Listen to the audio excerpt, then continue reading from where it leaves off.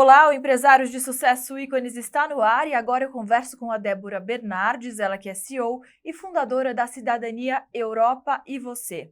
A Débora vai dar sequência a uma série de dicas agora sobre a cidadania lituana. Oi, Débora, tudo bem? Seja muito bem-vinda ao nosso programa. Oi, Estela, tudo ótimo. Mais uma vez eu agradeço pela possibilidade de estar participando, né, desse programa e trazer então essas dicas sobre a Lituânia, que hoje está tão em evidência. É um prazer te receber de novo, Débora. Agora eu gostaria de entender quem pode exatamente tirar a cidadania lituana. Bom, a cidadania lituânia também vai pelo princípio do consanguíneo. Então, você tem direito por descendência. Porém, ela vai somente até a quarta geração, ou seja, até o bisneto. A partir daí, só quem nascer depois que o pai tem a cidadania é que poderá adquirir, senão não tem direito por enquanto. Lembrando que as leis sempre mudam, as regras sempre mudam, então, de repente, pode acontecer de mais para frente ter esse direito. Os que estão enquadrados nesta condição, o seu ascendente lituano, bisavô, bisavó, avô, avó, né, que aí vale para qualquer um, ele tem que ter nascido entre 1918 e 1940. E aí você pode me perguntar, mas e antes, como é que faz, né? Até tem condições e um direito da gente pedir. Só que a gente vai ter que fazer alguns outros tipos de comprovações. E, se enquadrando nesta regra que eu acabei de falar, de 1918 a 1940, não tendo perdido a nacionalidade, então seguimos normalmente o pedido da cidadania, que na verdade não chama cidadania, chama-se restituição da cidadania da República Lituana. Isto porque a Lituânia, né, então a partir dessa data, teve a sua independência. Então, por isso que foi permitido esta restituição e foi abrangendo um pouco mais de pessoas podendo pedir, né, esta restituição. É uma outra interpretação, né, desse direito. É uma outra interpretação. Alguns países que sofreram muito com essa questão de ser independente, não ser, pertencia, não pertencia. Então, criaram algumas regras, né, para poder te dar esse direito de restituir. No caso, a Lituânia se enquadra numa dessas categorias. Então, a única coisa que é uma ressalva é, caso você tenha, os seus ascendentes tenham morado na União Soviética e muito provavelmente se tornaram um cidadão, aí você não tem o direito a pedir essa restituição. Então, existem algumas regrinhas, mas o que é muito bacana na cidadania, na restituição da cidadania lituana, é a condição dos documentos. Porque enquanto na grande maioria das cidadanias você precisa da certidão de nascimento, é obrigatório, né? É o primeiro passo para você começar a pensar numa cidadania, é a pesquisa, é você realmente ter esse documento. Na Lituânia, não. Outros documentos podem fazer essa comprovação. Somente quando você tem um menor de idade vindo, né, no caso, se o seu avô, seu bisavô tivesse vindo no passaporte menor de idade, é que, em geral, a gente precisa fazer essa comprovação. Então, ela é mais maleável em termos de documentação. Isso é bem mais tranquilo. Então, o custo, inclusive, né, acaba caindo por conta disso. Sim. E quais seriam outras possibilidades, outros casos, né, para a pessoa tirar essa cidadania? Sempre a cidadania lituana, ela não permite por cônjuge, por casamento. Tá? Então, essa é uma das regras que não podemos utilizar semelhante às outras cidadanias. Mas por residência, por vistos, porém, você precisa estar residindo na Lituânia 10 anos. Então, é um prazo muito longo. Então, cada país, né, a condição varia muito, né, e também alteram. Passam-se alguns anos, eles começam a perceber que é bom você ter mais cidadãos reconhecidos ao longo, né, ao redor do mundo, porque eles querem mais jovens, né? Então, eles começam a abrir algumas regras, tirar algumas exceções. Então, se não for por descendência, a pessoa tem que morar 10 anos. Então, se for casada, tem que ficar os 10 anos casada e morando lá. Exatamente, porque por cônjuge, não tem, nem morando lá você consegue. A cidadania vai ser somente sua. Bacana, Débora. E como é que é feita a pesquisa para a pessoa tirar a cidadania lituana? Demora? Como é que é? Me conta os meandros aí. Sim, ela é quase igual à pesquisa das outras cidadanias. A diferença é, como eu falei, como nós podemos utilizar vários tipos de documentos, lá nós temos o que nós chamamos de arquivas, né? Traduzido em lituano são os arquivas. Cada arquiva é responsável por te fornecer um tipo de documento. Então, se eu quiser pedir documentos sobre passaporte, eu vou acessar um tipo de arquiva, a certidão de nascimento, casamento, né? Parte de registro civil é outro. Se eu não tenho nada, eu preciso acessar uma carteira de trabalho, um serviço militar, é um outro arquivo. E assim, eles demoram um pouquinho a responder. Isso quando a gente faz, quando o genealogista, que é o nosso caso, nós temos os genealogistas, né? Ele faz a pesquisa nesse arquivo. Então, ele demora um pouquinho para te responder, aí você recolhe as taxas e, por norma deles, ou eu peço para entregar no escritório, no nosso caso, ou, se vem para o Brasil, leva uns 45 dias para chegar, porque eles não têm o hábito de fazer como nós fazemos aqui, de colocar no registrado e tal, então fica meio perdido. Quando eu preciso ir a campo, que de fato nós temos um genealogista lá que vai ao arquivo, vai lá, marca, vai abrir realmente os livros e procurar. Então, eu poderia dar um exemplo aqui. Eu estou com uma situação recente agora que nós achamos a família inteira, mas a avó, né, do requerente, né, do cliente, ela veio menor de idade no passaporte, ou seja, eu preciso da certidão de nascimento e alguns documentos acabam se perdendo no meio do caminho. Então, nós fizemos uma pesquisa e nós descobrimos que tem uma outra aldeia que possivelmente poderia ter esse documento. Então, mas é feito em loco. Então, é uma pesquisa um pouquinho mais demorada, porque você precisa agendar no arquivo e não temos nada a ver com esse momento que estamos vivendo. Funciona dessa maneira. Lá eles são um pouquinho mais, um pouquinho mais devagar, né? Então, marcamos, passa-se o dia vendo, verificando aqueles livros, são lindos, né?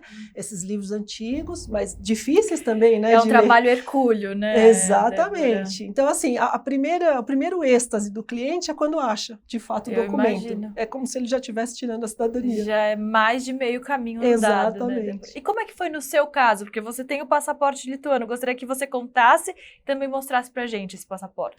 Então, vamos lá. Esse aqui é o tão sonhado passaporte vermelhinho, como nós chamamos. Nesse caso aqui, o da Lituânia. Ele tem uma curiosidade no meio, quando a gente abre ele tem aqui, é como se fosse uma identidade. Olha só. Plastificado. A maioria dos passaportes não tem isso. Bem resistente. Bem resistente, bem diferente. É muito bonito. Então, esse Com aqui certeza. é o passaporte que todo mundo gostaria de ter. Assim. No meu caso, que você perguntou, eu fiz a minha cidadania por uma declaração. Então, é até interessante esse exemplo. Não, pelo período dos meus avós, os dois lituanos, pelo período deles lá, o arquivo não tinha nenhum tipo de documentação. Mas existe alguns relatos, algumas situações que ficam gravadas no arquivo. Então, eles conseguem, por essa declaração, te atestar que realmente foi lituano, que residiu naquele momento, e essa declaração ela já serve como um documento. Claro, no decorrer da cidadania, o oficial pode pedir outro documento. Aí tem que, né, ou cumprir a exigência, correr atrás. Em geral, a gente já, quando está pesquisando, já tenta reunir o máximo possível da documentação. Mas, no meu caso, era só esse documento e não se achava mais nada. Então, entramos com a cidadania com esse documento, saiu tudo corretamente. Um detalhe também que é importante, Estela, de comentar na cidadania lituana, já que a gente está dando dicas, é a questão da retificação. É bem diferenciado. E eu entro com o meu exemplo mesmo. Nas cidadanias normais, principalmente na italiana, a gente precisa passar por um processo de retificação, realmente arrumar tudo e mais um pouco, porque senão não passa. Na Lituânia, a gente faz uma declaração em lituano, isso somos nós que fazemos, então aí já é a parte jurídica, onde nós informamos o erro e, tipo assim, argumentamos. Ok? Sobre aquele erro. Dificilmente o oficial que está julgando vai pedir alguma outra coisa. E por que eu falei do meu exemplo? Na certidão de nascimento da minha mãe, estava como Rússia. E como é que eu consigo corrigir aqui no Brasil? Eu preciso de uma certidão de nascimento, lá eu não tinha da minha avó. Então, impasse, não tinha o que fazer. Justificamos, ok. Então, isso também é uma coisa interessante, porque diminui tempo e, de novo, financeiro. E acontecia muito, né, dos imigrantes chegarem aqui e havia muitos erros naquela época, não tem como evitar, acho que eles até compreendem isso também. Assim, mais ou menos, né? Depende muito do oficial ou depende muito do erro. Assim como em todas as cidadanias, imagina que se um português chegava aqui e falava, e já era difícil, imagina alguém falando numa língua bem difícil, né? Sim. Então, era extremamente complicado para se entender. Então, é o que eu brinco, né? O João vira José, né? Mas, assim, não é que eles entendem, é que a gente consegue justificar, porque nem sempre todos os documentos estão errados. Por exemplo, um documento oficial da Lituânia que tenha, né, o sobrenome correto, então dali a gente justifica. Mas, por exemplo, o país, que era o meu caso, já é uma coisa mais complicada, porque muda completamente a situação. Mas a gente conseguiu justificar. Então, isso é importante na cidadania lituana, que facilita um pouco para o requerente. Esse processo é menos tortuoso do que os outros. Sim. Débora, quais são os benefícios, quais são as vantagens de você ter essa cidadania lituana em relação às outras? Em relação às outras, ela não tem benefício maior ou não. Todos os passaportes europeus, eles têm basicamente a mesma função. Os mesmos benefícios, você morar na Europa, você poder estudar, você poder trabalhar, os vistos, nenhum precisam, vistos para os Estados Unidos, então basicamente todos têm o mesmo acordo, vamos dizer assim, né? O passaporte lituano, ele tem subido nas estatísticas, então ele já está ocupando aí o sexto como melhor, mas isso por questões de estatísticas. O que melhora essa questão dos passaportes são esses acordos que tem entre os países. Por exemplo, na italiana, existe um acordo maior com os Estados Unidos. Então, isso é que dá uma diferença. Mas, no normal, todo passaporte europeu você vai ter o mesmo direito, porque é igual para os 28 países. Perfeito. Quanto tempo demora, mais ou menos, para uma pessoa tirar a cidadania lituana, Débora? Entre preparar a documentação, colocar e sair, uns 9 meses, mais ou menos, é o que tem demorado. Não tem tido uma demora muito grande, não. Eles andaram melhorando um pouquinho essa questão. Aí depois tira o passaporte aqui no Brasil. Perfeito. E é importante dizer para as pessoas que têm esse interesse que busquem uma assessoria confiável, né, Débora? Exatamente. Eu gosto sempre de dar exemplos, porque eu acho que isso, né, é a realidade. Claro. Eu tô com uma família, são 9. Eles entraram pelo consulado. Eu sempre falo, gente, o consulado ele é um meio de transporte para os documentos. Então, muitas vezes, às vezes você acha que você está pegando uma informação correta ali, mas às vezes quem te atende não tem a informação correta. Então, eles deram entrada, caíram numa exigência, não receberam o documento em casa. Quando receberam, já tinha passado do prazo. Tentaram recorrer ao consulado, o consulado falou, aqui não, só no departamento de imigração. Não conseguiram, perderam tudo o que fizeram, aí eles foram indicados, né, para nós, e eu refiz toda a cidadania deles. E provavelmente a deles deve estar saindo aí nos próximos meses, porque já foi colocada há algum tempo atrás. Mas tivemos que passar por todo o procedimento de documentos, fazer tudo de novo, traduções, só não teve a pesquisa porque, né, foi só uma atualização de documentos. Então, é muito importante essa questão de assessoria nesse sentido. A cidadania lituana, ela não tem muitas assessorias.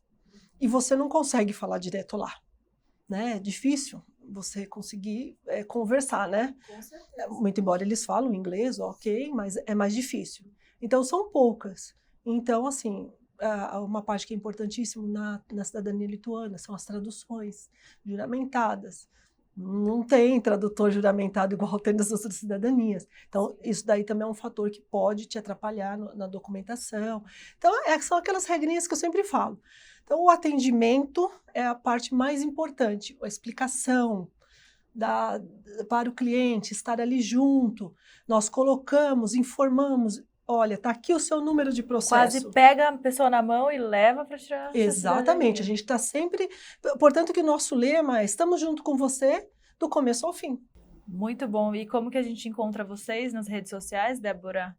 Então, no www.europaevocê.com e no Instagram, Europa e Você Oficial. Lá tem os nossos telefones, o WhatsApp. Você pode entrar em contato, que será muito bem recebido. Olha só que legal, Débora. Obrigada pela sua participação mais uma vez e por dividir conosco toda a sua experiência aí, tá bom? Eu que agradeço. Até uma próxima. Até a Tchau, tchau. próxima.